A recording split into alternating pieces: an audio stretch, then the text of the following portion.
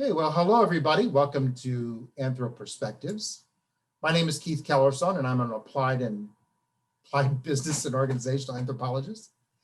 And today I have with me Adam Gamwell, who has his PhD in anthropology from Brandeis University and is a business and design anthropologist. Adam also hosts a podcast show called This Anthro Life. It's great meeting and talking to you today. So why don't you tell everyone a little bit about yourself, where you work and what you're doing now? Sure. Thanks for having me on the show, Keith. It's fun. I've been enjoying your show Great. as well. So it's kind of cool to then get to join on the side of on the screen, as it were. Yeah. Um, so yeah, as you mentioned, I'm a business and design anthropologist. But what I want to point out with that is that I'm the kind of person that never really knew what I wanted to do when I grew up. But I've always been drawn to certain forms of thinking, that now I can define as anthropological or social scientific, or what I also like to think of now as human scientific, which is a fun way of talking about it that I've learned actually really just this year. So we're all still learning, right? Right. And something else just I want to kind of make clear with this too is that how I describe myself and the work that I do is very much in formation, and that's been in part because I have largely been self-employed for the past few years, working for myself. And that has been because on one level, I never really felt that one job description has totally encapsulated the kind of work I want to do or what I was hoping to accomplish professionally, And the other side, though, is that it's really tricky when you're coming from being in academic, you're learning in graduate school or even undergraduate, to then articulate or understand how to say what your value is, what you can do for a business, right? That's not something that you're taught in school. Right. And so there's been a lot of self-learning as that process. And so self-learning has gone hand in hand, for better, for worse, with self-employment as a way to find my way through. And so as part of that, I wear a lot of hats. I co-founded Missing Link Studios in 2018 as kind of a qualitative design research and storytelling agency with another business and tech anthropologist named Astrid County. And Missing Link is kind of my attempt to bring together my two passions of storytelling and anthropology. And, we premise that work around helping clients tackle challenges around kind of understanding the problems that they face and solving issues around communication and voice, what we might call branding on one level. Mm-hmm. And basically, how do they improve their social impact with their work?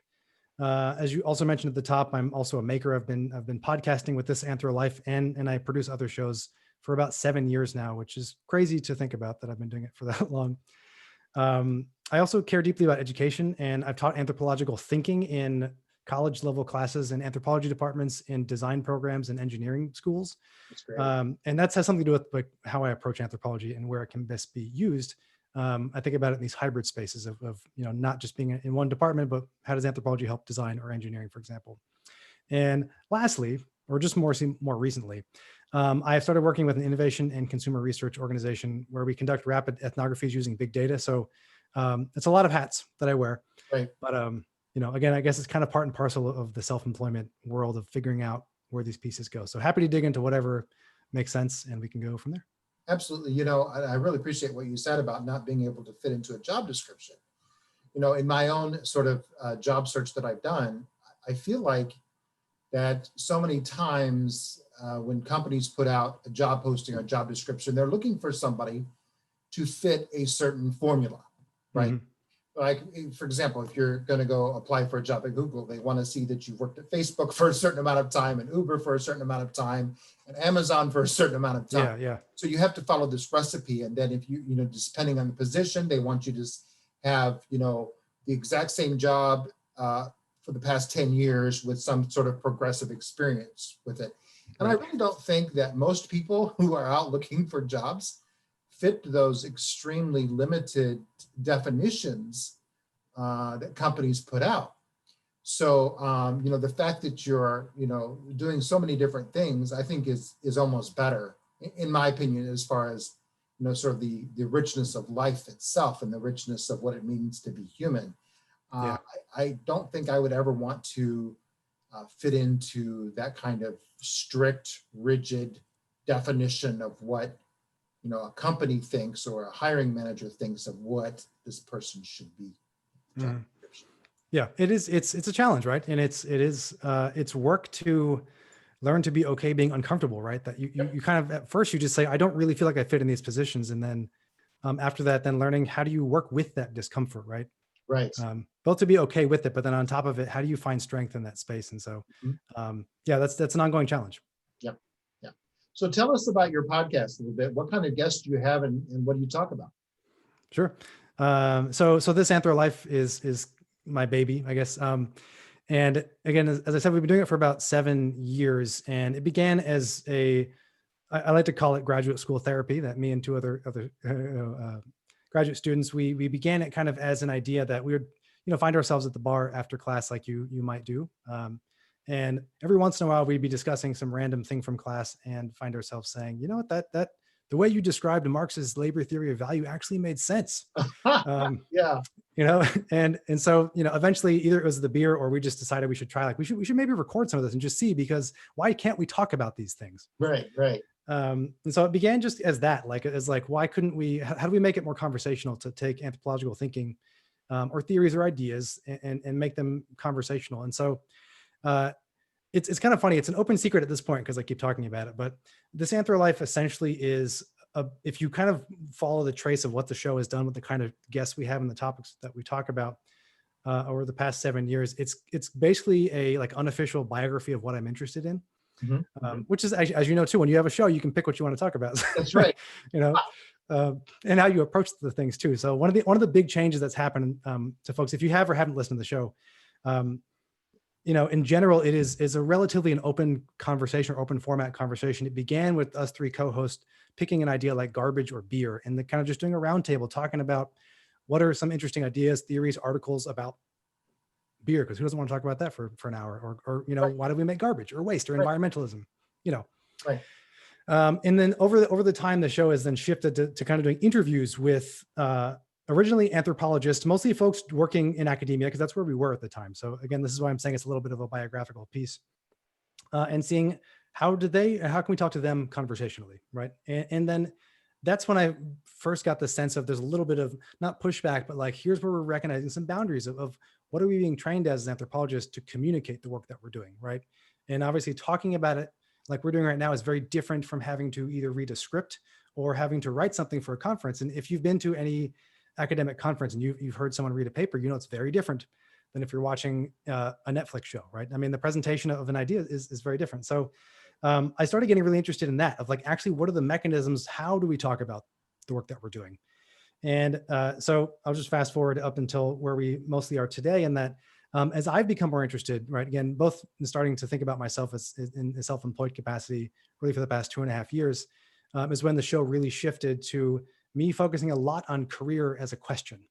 And this is both about having, it began with having business anthropologists on the show. And like, that was a big break of it, going from like researchers to business anthropologists. Like obviously they do research too, but coming from an academic sense, research feels different, which is itself an insight, right? And so then kind of where we are today is like, I still will have business anthropologists on the show and folks that are working in industry, but largely like the emphasis of the show now is I am interested in having anybody on the show that's doing innovative and interesting work in business or in academia, in any kind of industry. I mean, for example, the last 4 episodes, I'll just say, we're with a cyber psychologist who works in academia, working with a neuroscientist and a marketer, working with a cultural anthropologist that works in consumer research, and with a forensic entrepreneur. Wow. Which is interesting to sound, right? That sounds great. But then part of that then is if they aren't anthropologists, which they don't have to be, actually only one of those 4 or 2 of those 4 guests were anthropologists, the other 2 were not. So the value of it then is how can I, as the host, ask questions anthropologically to help our guests and again, our listeners approach, the conversation, approach the questions, approach the way of thinking about problems anthropologically. And so it's kind of like, I don't want to like poo-poo Malcolm Gladwell too much, at least not this early in the episode. But but the idea of how he frames nonfiction work is about giving people pieces of candy, as it were, that helps them get to an insight without then saying, here's what the insight is, walk us there. But it's being intentional about how do we communicate the kind of work. And so for me, it's like, how do we put anthropological candy into the conversation so people come away saying, okay, I get a little bit more about why that social theory. Right. Yeah, exactly. Yeah, so that's what we're doing, I guess. That's great. That's great. And that's something that I think has been a common theme in these interviews that I've been doing in this show that I've been doing is, you know, anthropologists working in business. You know, I think people struggle with that. They may think, you know, people on the business side may think, well, yeah, we have some people who work here that have degrees in anthropology. You know, it work. You know, it's fine as long as they have a degree. You know, we're not talking about that. That's great, but we're not talking about that. What we're talking about is, you know, people who have, you know, people who bring anthropological skill and anthropological talent into business, and actually some of which are hired to be anthropologists, like Elizabeth Brioty. I mean, she hired at GM, General Motors, to be an anthropologist. And there are many other, I think, two areas. You know, one of the areas that I'm fascinated by the most is people analytics, which is quantitative heavy, but doesn't have a lot of strength when it comes to the qualitative research. And so I think, you know, too, I'm very interested in that because, you know, if you're going to talk about people, you know, anthropology, if you break down the definition from Greek, it's the, or yeah, from Greek, it's the actual science of people. We're going to talk about people data science, you know, anthropology, culture, qualitative research, ethnography should all play into that at some point. Yeah. So I appreciate that, what you said very much. Yeah. Thanks. It's, yeah, I mean, as we said too before, it's like, it is a, you kind of got to figure it out as you go along too, right? Because even as we're kind of saying, it's like, you don't get taught that ahead of time. No. And it's a language game almost, right? It's like, how do we learn to what are other people saying in different fields, in people analytics versus user research? Right. And then how do we talk to that, right? How do we articulate to that? So speaking of user research, what are some of the design projects you've worked on, and what some of the insights you've gained from that work? Yeah, sure. So one thing that to me, I think it may be helpful, that's been fun for me to think about, is that, so, you know, I say I'm a design anthropologist. I know it sounds fake when I say I'm a design anthropologist, right? You know, no one ever gave me the job title that, but that's how I professionally present myself. And so to me, what that means, because if you know, obviously we know anthropology in this case as the study of humanity in a broad sense. And then if folks are in school or in industry, you may have heard like applied anthropology and public anthropology. I think it's minimally useful to distinguish between these, at least from my perspective, in that, so if we have academic anthropology, which is research within a university, then we might have public anthropology, which the organization Cool Anthropology kind of describes as engaged scholarship. So you're still doing scholarship, but you're kind of engaging with the public, which makes sense with the word public. Applied anthropology might go a step a little bit further than that, that it is actually trying to help people solve problems. And these practitioners, they may be called them practitioners versus researchers. They may work in an industry, such as even like a, you know, I don't know, the Department of Fishing in the government or something, to help make sure that fishing stock is okay. Design anthropology might go one step even beyond that, where it's actually working with communities to design interventions to help solve problems. And these can be as big as, you know, working on cultural brokerage between different groups of people that have different mindsets, which I'll talk about in a second. Or something as simple as like another project is helping someone understand or articulate actually the problem they're trying to solve in a very small sense. So, so in a big sense, like one of the projects, I mean, this is part of my PhD research, but when I did this research, I framed it as a design anthropological project because I worked essentially as a research consultant for a international NGO in Peru, working with the Peruvian government and indigenous farmers and this NGO. And the work was essentially this question of cultural brokerage. And by that, I mean, it was helping communicate between indigenous farmers and agricultural scientists and the government and NGOs around the question of quinoa conservation, like the food quinoa. Yep. So it was the ultimate hipster project, you know. Right. You know, but so in this case, it was around how do we design interventions for conservation? How do we incentivize farmers to want to grow agrobiodiverse kinds of quinoa when there's not a market value for them, but there is a market for commercialized quinoa that we can then buy and sell here at Whole Foods, right? And so in this case, it was thinking about like, why does a design anthropological approach help here? It's because it was making sense of basically how farmers and scientists and government agencies all came together around the same problem, and they use different language, right?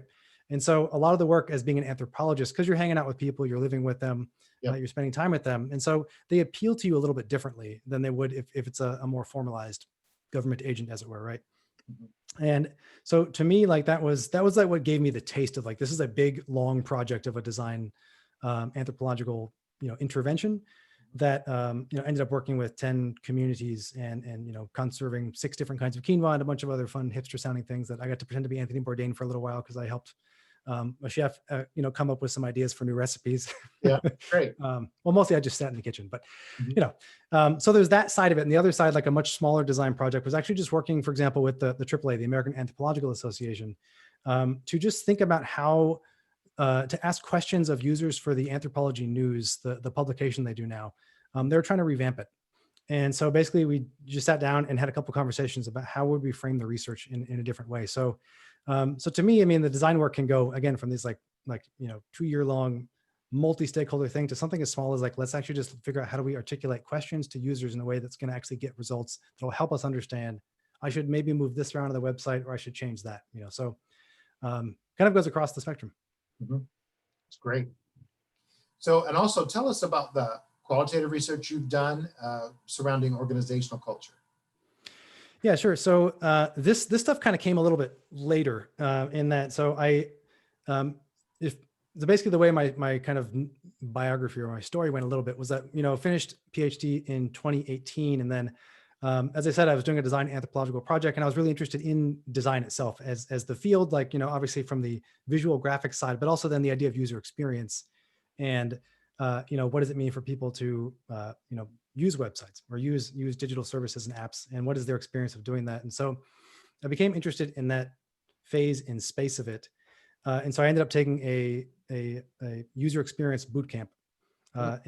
in 2019 into the early part of 2020, actually. So up into the early part of this year, and that actually gave me a really much stronger sense of how to talk industry, as it were. Uh, And it's funny, like, this will sound a little strange, but I've been teaching in a design program for 2 years at this point, just as an adjunct professor, 1 or 2 classes per semester, as I was kind of getting things going. And, I was teaching design thinking and these more higher level ideas of design discourse, of teaching design students how to articulate their work and write about it. So I wasn't really critiquing specifically their line was too wrong, their golden ratio is off. I learned to do those kinds of things. mhm. But so with all of that, that then got me more comfortable having an industry framework of language.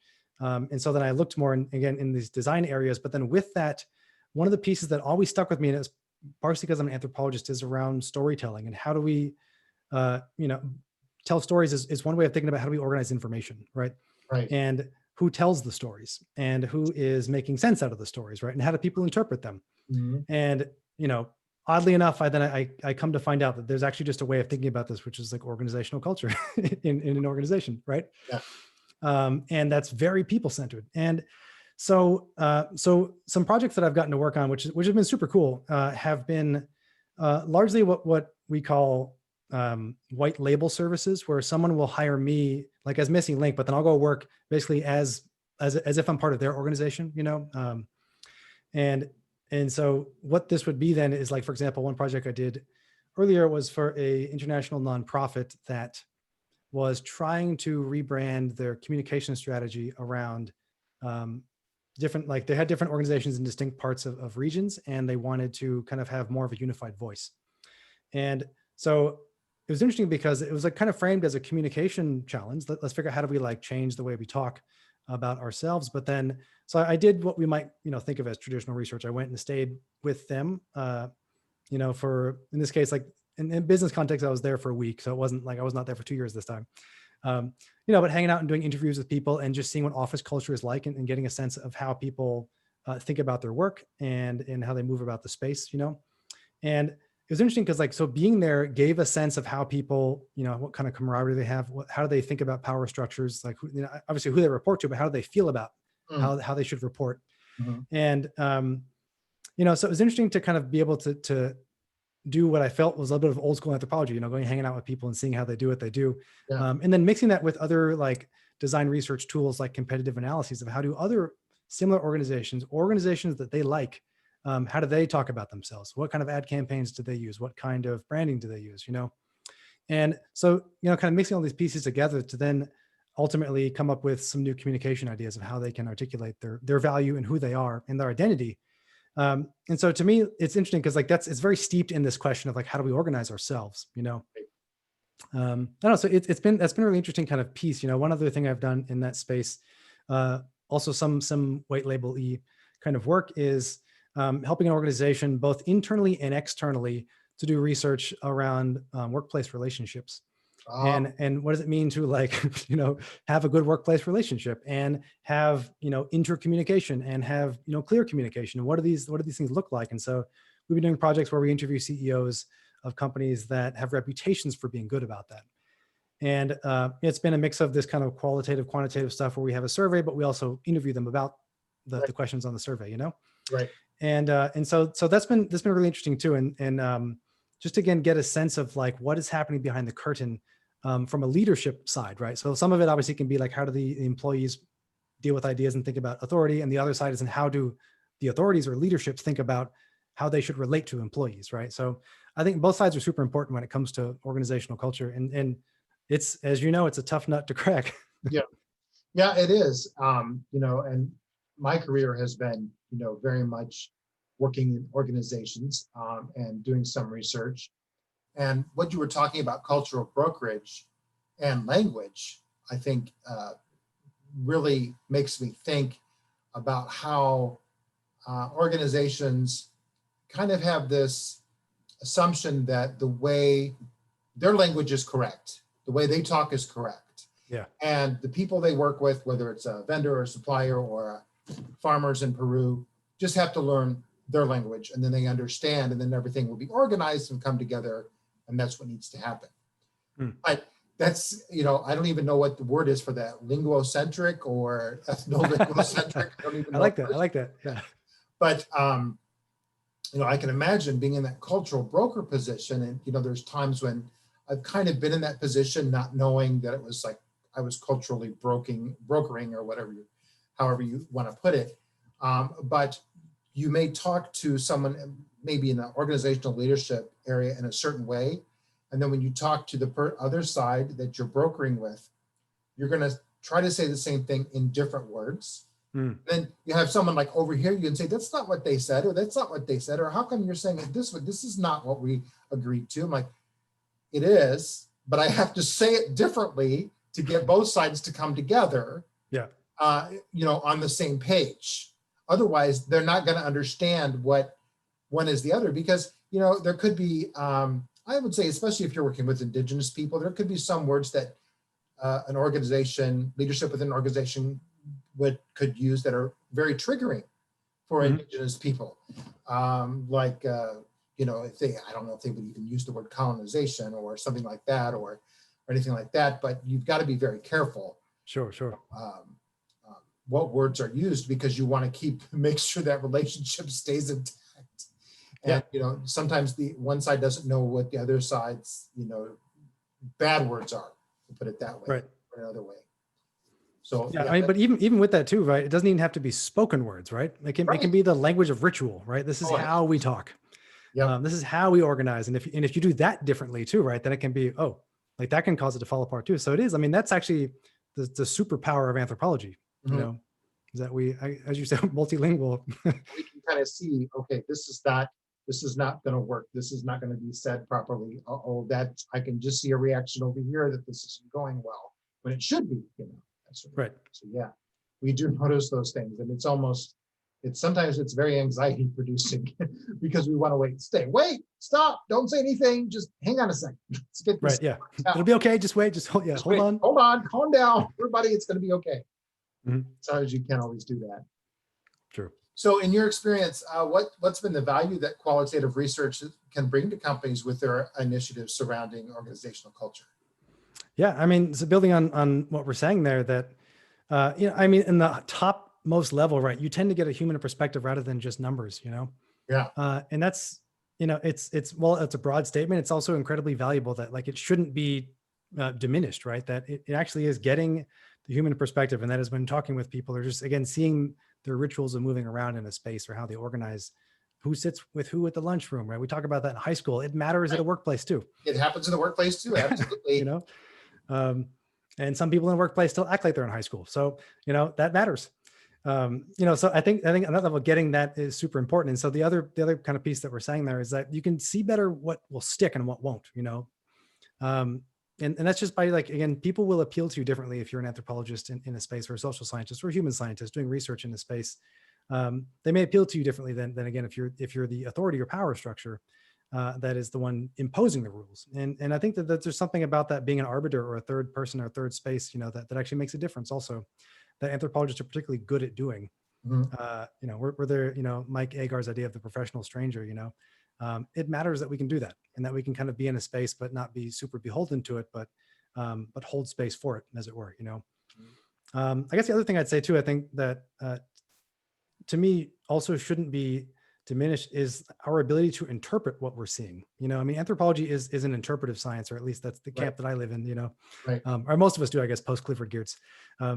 But this idea that we interpret the meanings that we're seeing, because everybody makes meanings out of everything, the language that we're speaking, how we dress, how we talk, even our values that we carry, like, are laden with meaning. And our work of anthropologists is to understand that. We can look at behavior, but the point is not to see what someone is doing specifically, but to then get behind the why they're doing it, right? Mhm. And to be honest, like, the big challenge of that is, how do we articulate that to a business, right? And what's Right. the business value of doing that? Mhm. I'm remembering a thing that Abbas Jaffer, who works at Facebook, had said. He's a business anthropologist also, in that he was speaking at the Business Anthropology Conference in New York a few years ago, and his answer to this question was like, it's just harder to put out PR fires than it is to do something good in the first place. I was like, that's a Right. good answer, right? That there's a very simple level of value. Mhm. Like, do you want to get the PR fire to go off, or do you want to actually get someone that can actually broker between these different groups and figure out what isn't going to work, Mhm. and start there? Set yourself up for success versus fail and then try to fix it, Yeah. I guess. And that's something I also have a conversation with many people about is, yes, quantitative data is important, but again, one of the skills that anthropology brings is this interpretative skill, right? Mm. And if we have qualitative data, we can even help interpret that much more. Because I often wonder, how much time do companies spend, even though they get quantitative data quick, they got it quick, they got it on their desk, they got it on their dashboard, it's right there in front of them. How much time do they spend interpreting that data, Yeah. talking about that data, debating about that data, arguing about that data? How did you pull this? And this isn't what I thought it would be, and that sort of thing. Right. Or I don't believe it because it's not what I thought it was going to be. Exactly. I don't believe that. And so why don't you go back and pull some more data? Right. And then it's almost like the Star Trek episode, The Trouble with Tribbles. You just reproduce data over and over and over again. Yeah. And now you have this huge thing. And then they say, well, simplify it for me. Well, we had it simple for you. The problem is getting it interpreted in a realistic and accurate way, so that top leaders can make decisions based on that data. But to be able to interpret it properly, you're going to probably need some qualitative data, and you're going to need someone who can, help with the interpretation. Because I think that's one thing that I think that company leadership, they want data that they don't have to interpret. And, I often hear, and this was a common term way back, is actionable data. Mm. We want data that's actionable. Well, look, data can't make you do anything. Okay. True. Data doesn't take action. You actually take the action based on the data.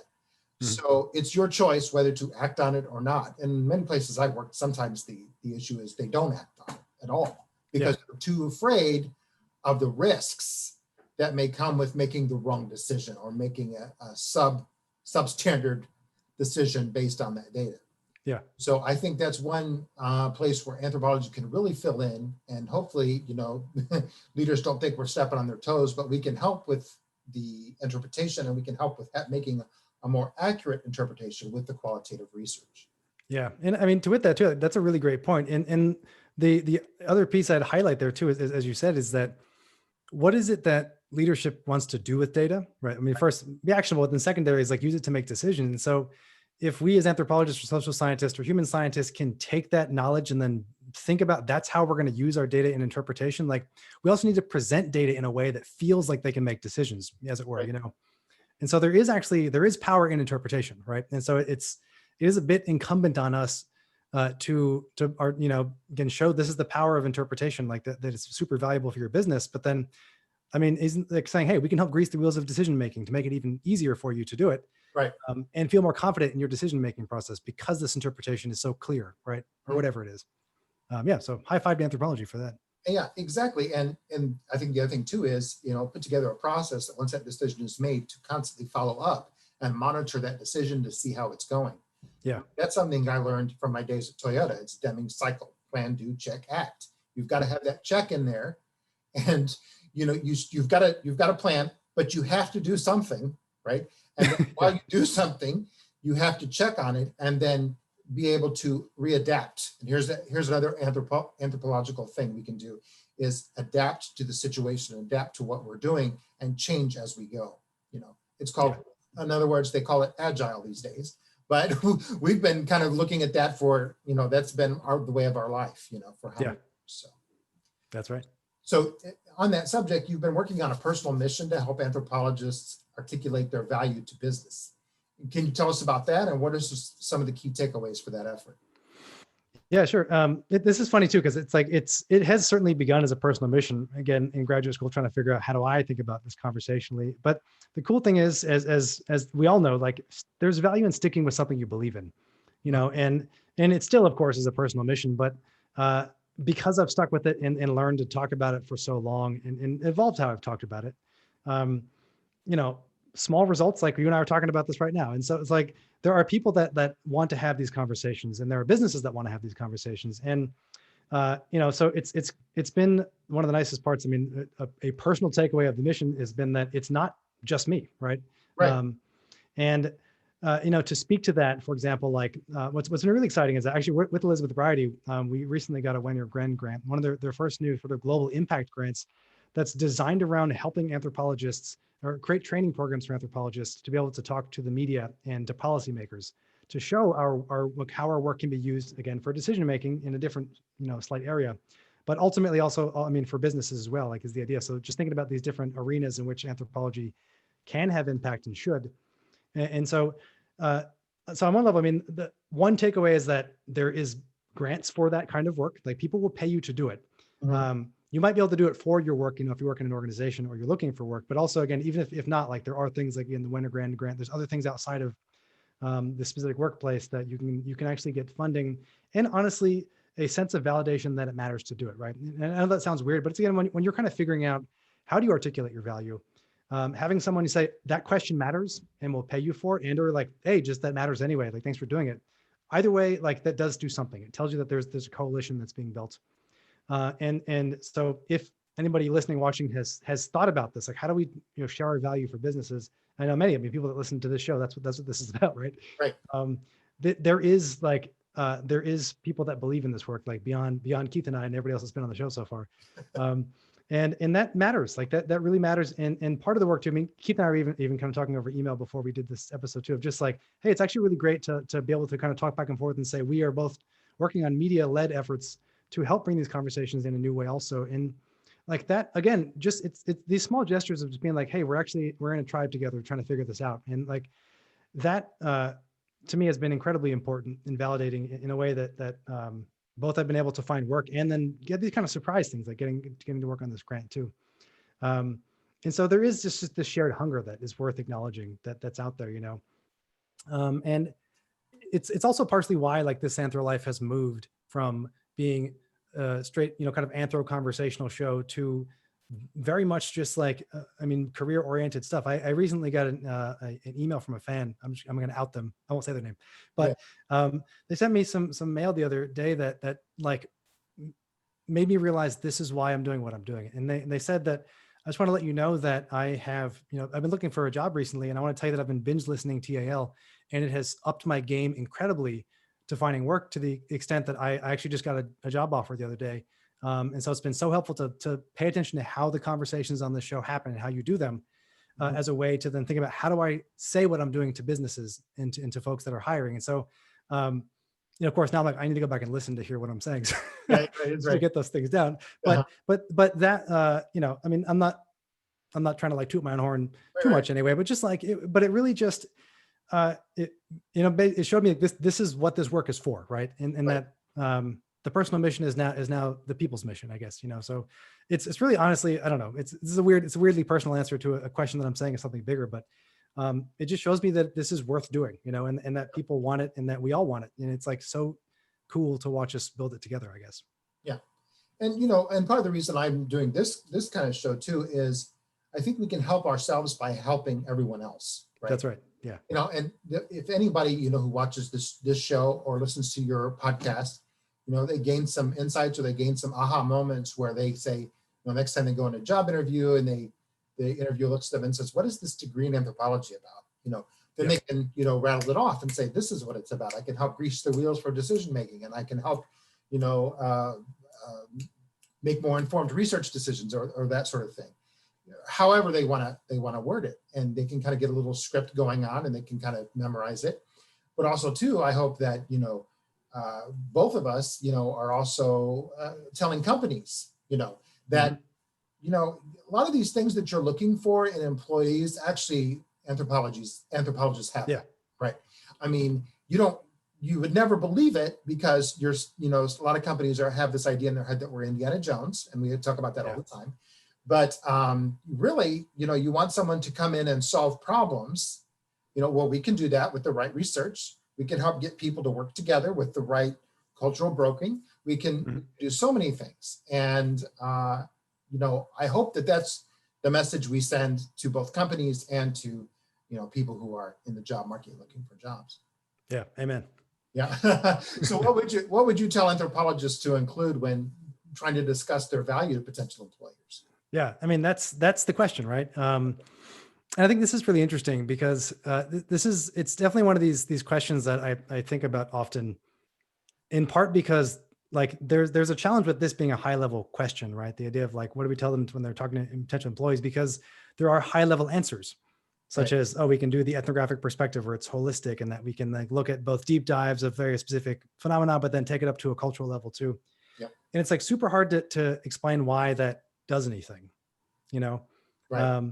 But I mean, appealing to what we said before, I think is really helpful too, about the idea of like, we can actually grease the wheels of decision-making, right? In a much more effective way, on top of the fact that we can help different silos not be so siloed within an organization, right? We can help different groups or spaces, talk together in a more effective way.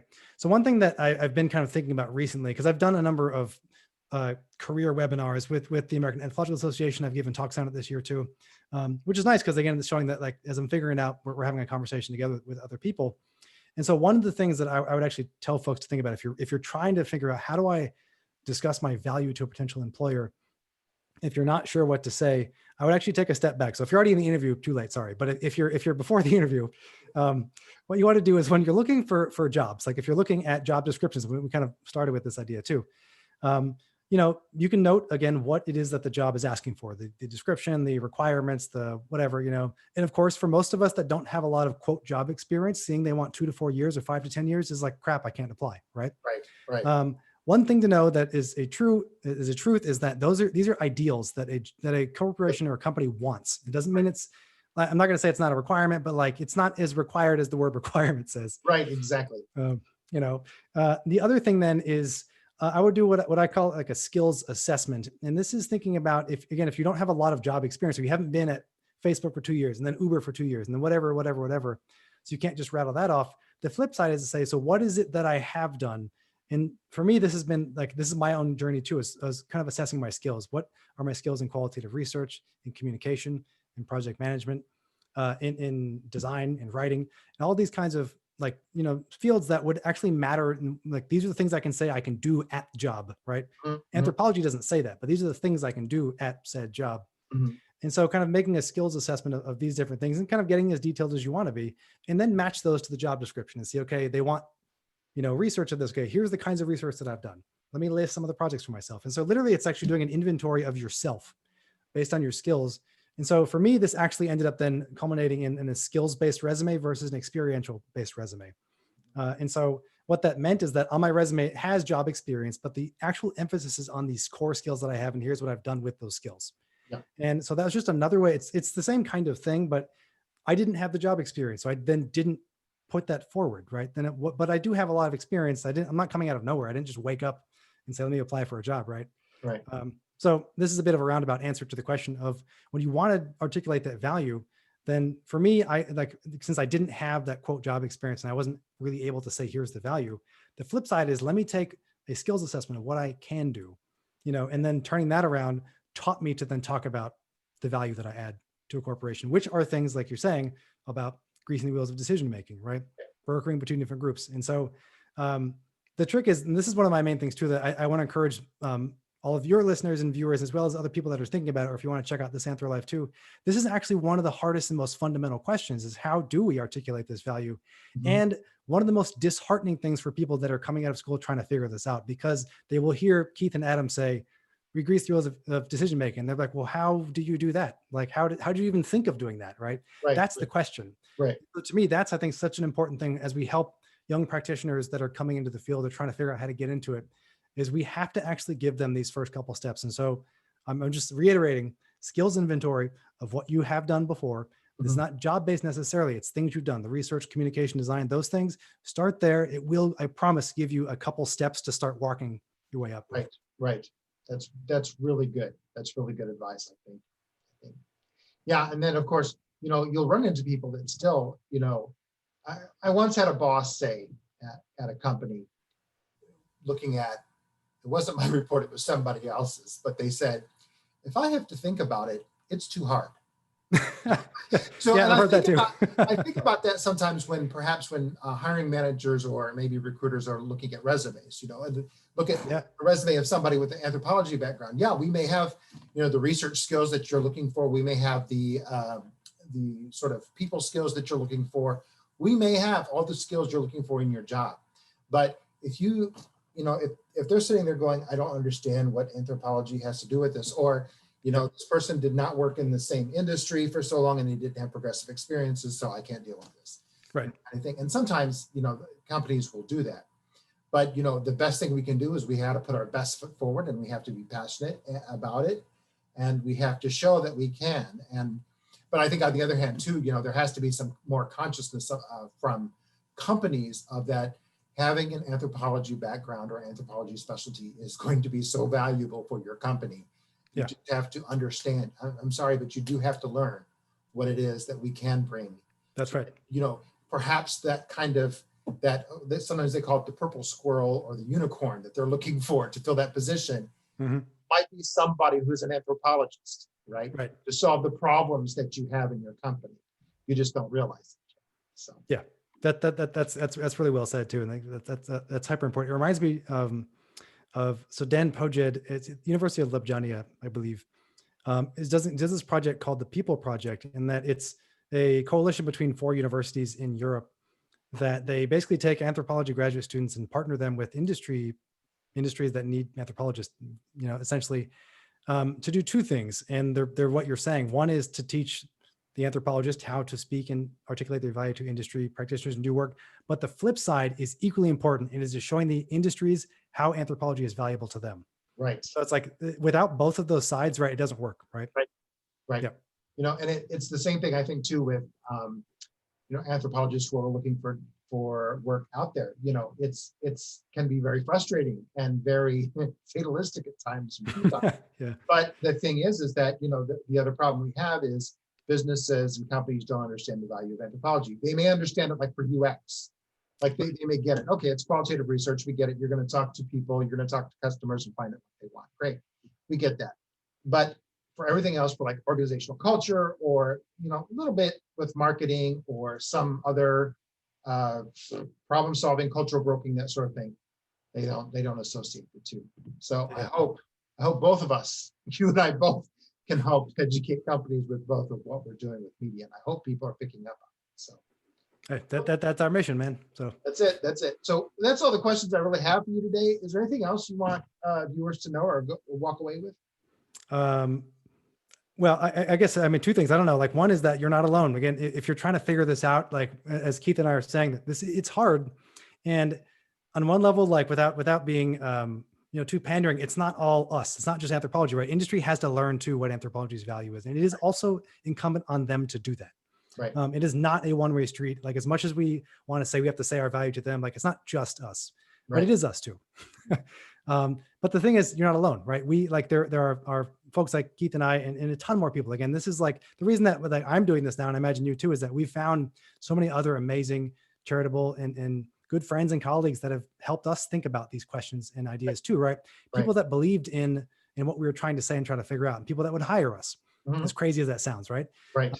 So it's like there are a lot of us out there, and so part of it is just like making that visible. And if you're trying to figure this out too, like help make yourself visible too. Like jump on LinkedIn, shoot Keith or I a message, or anybody else you see that says business anthropologist or anthropologist in their title. Like reach out, say hi, ask for an informational interview, or just to chat. Like it's important to be part of the conversation, you know. And so don't be afraid of that. Anthropologists usually don't bite. No, Some might, but I don't know. but for the most part, everyone is very approachable, to be honest. For people in a very academic field, most people are very approachable and very willing to, you know, kind of openly converse and talk about problems and talk about possible solutions and that sort of thing. So yeah, it's great. I mean, any company can reach out to any anthropologist anytime and just talk if they want to. You know, after a while we start charging, but that's another story. Yeah, we do have to make money at some point. We have to, you know, we have to eat at some point, you know, so. Yeah, I guess, you know, that's what they say. They tell us that, right? I guess the other thing I would just say too, is then keep checking out Keith's show and check out the Santhro Life if you want more of good stuff. Santhro Life. Yeah.